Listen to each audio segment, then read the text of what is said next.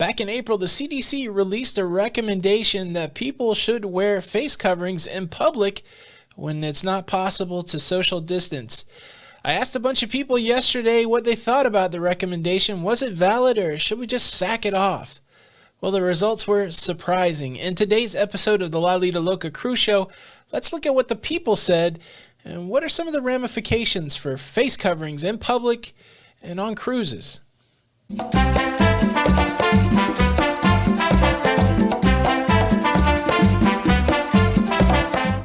Hey, what's up, everybody? Welcome back to the Lido Loca Cruise Show. I'm your host, Tony. If you enjoy that cruising and travel content, please consider subscribing with the notification bell on. That way you don't miss out on any of the episodes. So let's start off by looking at the polls. Let's see what the polls revealed.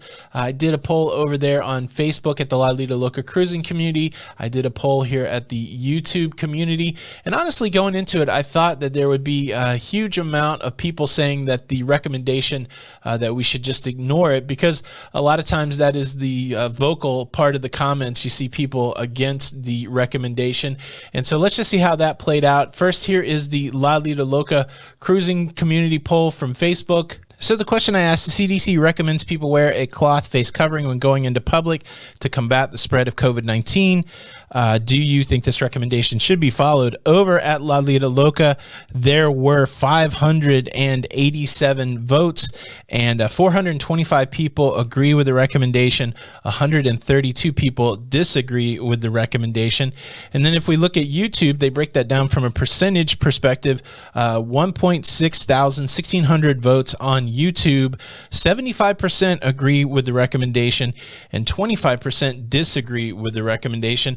Honestly, I thought, based on what I'd read in the comments of a lot of the YouTube videos and on forums and places where people can express their opinion, I thought it would be a higher percentage of people not fully on board with the recommendation of wearing a face covering in public.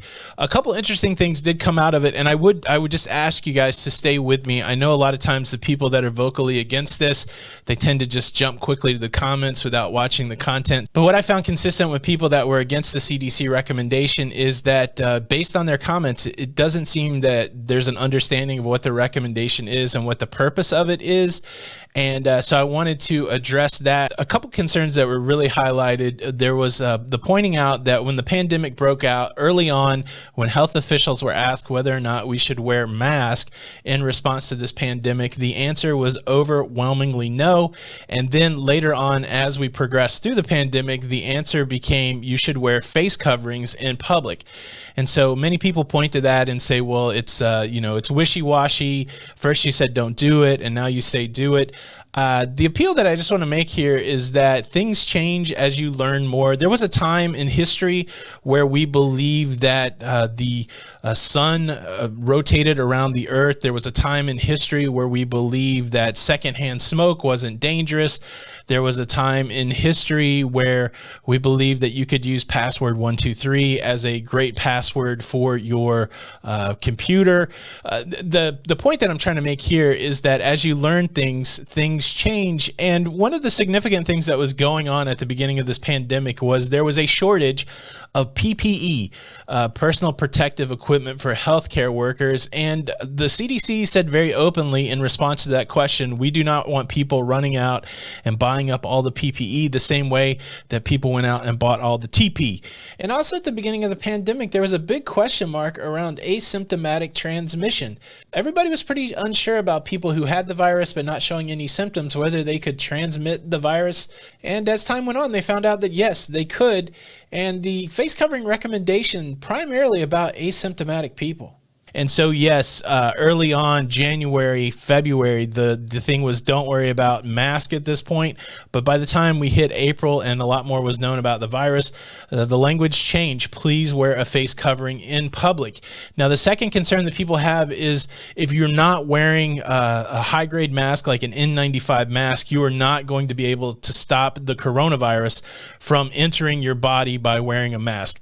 That is something that people say in response to this recommendation. And And while that is true, it doesn't have anything to do with the recommendation. So that screams to me that people don't actually know what the CDC recommendation is for. So give me a couple minutes to tell you what the CDC recommendation actually is. I will leave a link where you can go read this for yourself. I'm not making it up.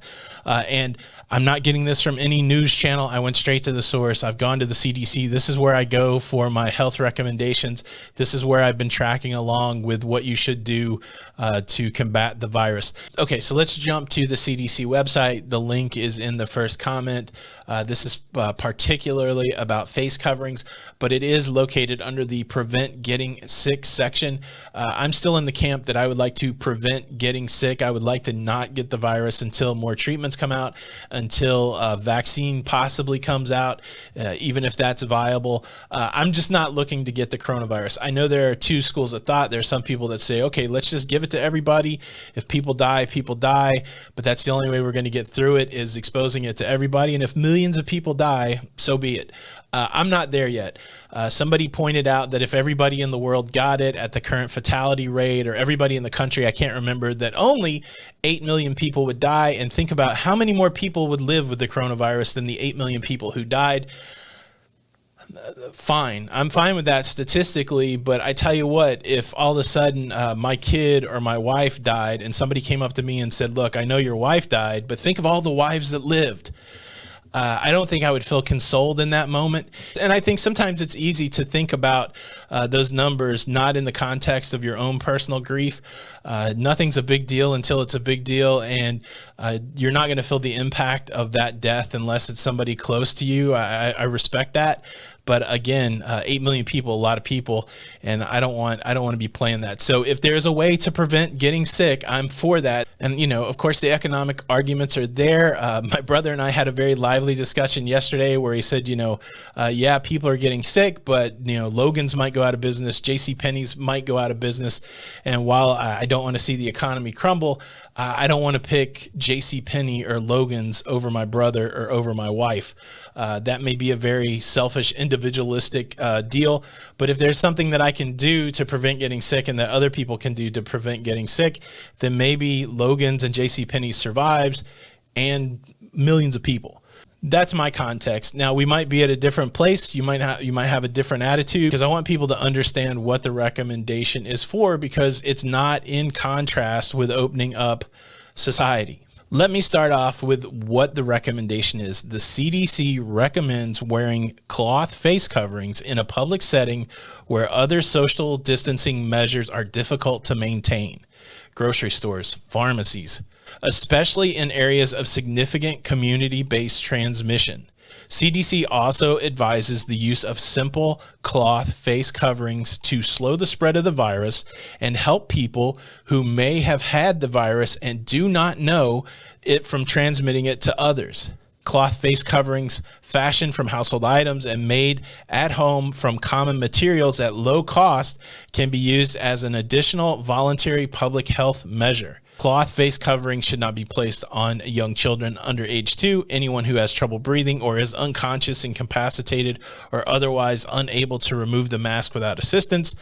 The cloth face coverings recommended are not surgical masks or N95 respirators. Those are clinical supplies that must continue to be reserved for healthcare workers and other medical first responders as recommended by current CDC guidance. So there's a lot that's going on in there. The first thing is the major thing. The CDC is not recommending that you wear a mask.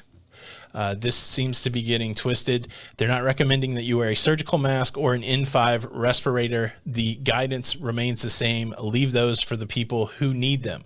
The whole point of this guidance is to combat asymptomatic transfer. When this virus was first discovered, a huge question mark whether people who were not showing signs of illness could give the virus to someone else. It has been determined that yes, you can have no symptoms, you can appear healthy, you can look fine, and give the virus to someone else. The virus is transmitted through respiratory droplets that come when you cough, when you sneeze, when you breathe, and when you speak. And so the advice here, the guidance here is that to protect others, put something over your nose, put something over your mouth that is going to catch the stuff coming out of your face. This is not about preventing something coming into your face. This is about catching the stuff that's coming out of your face. And so the recommendation here is, if I wear a mask to catch the stuff coming out of my face, if I show up sick and I didn't know I was sick, at least I didn't infect you. The thought process here is that if the majority of people catch the stuff coming out of their face, it will be less likely for the virus to spread even from people who don't look sick. It is very easy to say, if you are sick, put on a face covering, but the problem with this virus is a lot of people walk around with it and pass it off. And so the recommendation is to stay 6 feet away from other people and put something over your nose and mouth to catch your respiratory droplets and reduce the amount of respiratory droplets that are going from person to person. That's the recommendation. It works hand in hand with the other recommendations. Stay 6 feet away from people, wash your hands frequently, and don't touch your face. That's the big deal. The virus gets shot out of somebody, you touch something where it's landed, and then you put it right on your face with your hands. So to combat that, you need to stay far away from people so they don't shoot it right into you. You need to wash your hands frequently. You need to not touch your mouth and eyes, and take the extra step of covering up your holes so that you don't shoot the virus out into the public. They're not recommending that you wear a mask to keep the virus from getting in you. I think that is a big misconception. And you know, a lot of people say, well, now if you're wearing a face covering, you're more likely to touch your face, that kind of thing. The recommendation goes on further that as you're applying these cloth coverings, to make sure that you sanitize your hands frequently before you touch your face covering, after you touch your face covering. Again, keep your hands away from your mouth and your nose. There's a lot to do here. But ignoring the face covering is something I don't think you should do. And I think it's, again, it's one of those things where we can work together to reduce the spread. I know not everybody believes that, but it's such an insignificant, easy thing to do. I don't know why people wouldn't give it a shot. That's just me. Now, I did pick up these neck gaiters from Amazon. My goal, so in the beginning, I wore a mask. We had a few surgical masks. These are kind of a stretchy neck gaiter. Let me put it on. I'll show you how it works. I tried this on yesterday. It's a little tight, so I still have to get something different. I need something more clothy, bandana-like, but this is how I intend to do it in public.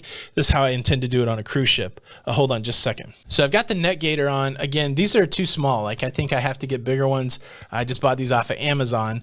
And so for me, now if I'm going in public, I'm going to lift this up above my mouth and nose, and that way I can catch anything that's coming out of my mouth. I look like a bank robber. I think it's kind of cool. This is fogging my glasses a little bit, so I don't know that I absolutely have the right thing that I need, but I do like something like this that I can wear around my neck and then pull it up when I can't social distance, or when I am like in a very public setting, so I can catch the stuff that's coming out of my mouth. It looks weird, right? And it's going to take a little bit to get used to wearing it. But to me, this means if somehow I get the coronavirus and I don't know it, that I'm not showing any symptoms, that I'm not completely sure that I have it, with this, at least I can continue to go out in public. You know, if we're opening up the economy, I continue to go out and support the economy with a little less concern that I might be getting you sick. Now, there's got to be, again, there's going to be something that works better, maybe a big bandana, that kind of thing.